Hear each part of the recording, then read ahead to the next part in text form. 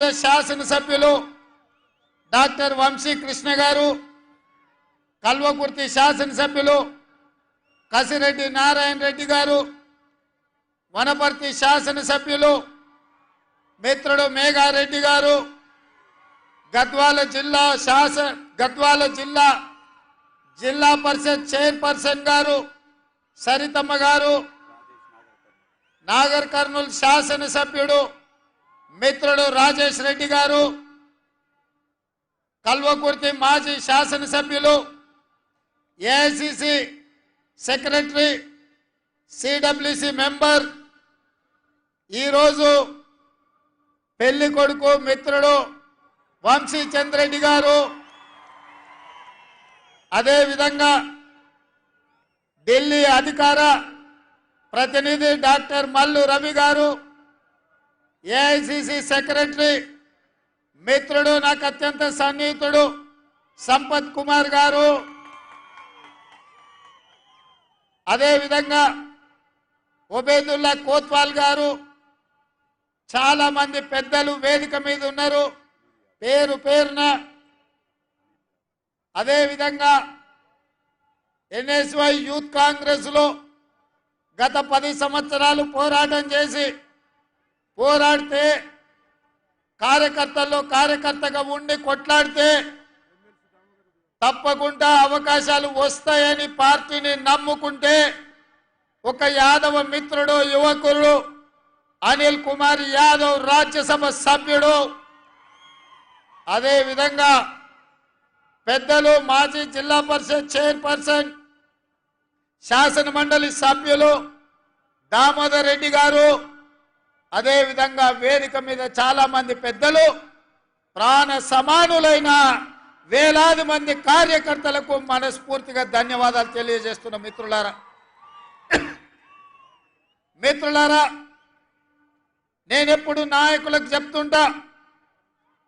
నాయకులారా కార్యకర్తలు మనల్ని నమ్మి గుండెల్లో పెట్టి చూసుకొని భుజాల మీద మోసినప్పుడే మనం ఈ వేదిక మీద ఉంటాం, ఈ పదవుల మీద ఉంటాం, ఆ కుర్చీలలో కూర్చొని ఉంటాం. కార్యకర్తలే మనకు ముఖ్యం, వాళ్ళే శాశ్వతం, ఈ పదవులు కాదు అని చెప్పి పదే నాయకులకు నేను ఎప్పుడు గుర్తు చేస్తుంటా.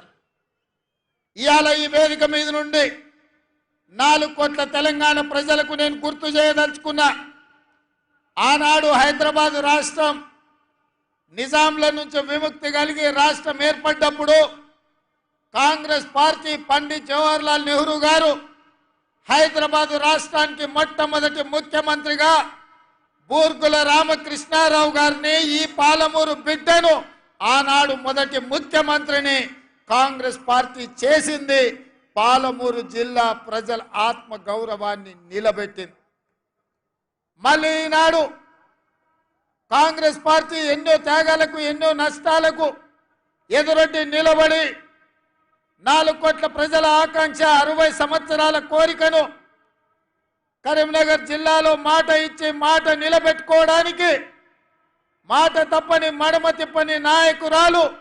2014లో తెలంగాణ రాష్ట్రం ఇస్తే ఆ 10 సంవత్సరాలు ఒక దుష్టుడు దుర్మార్గుడి పాలన ఈ రాష్ట్రాన్ని పట్టి పీడించింది. ఇది గుర్తించిన తెలంగాణ ఉద్యమకారులు, విద్యార్థి నిరుద్యోగ యువకులు, అమరవీరుల కుటుంబాలు, దళితులు, గిరిజనులు, ఆదివాసీలు, మైనారిటీలు, మహిళలు, వేలాది లక్షలాది మంది విద్యార్థి యువకులు నడుం బిగించి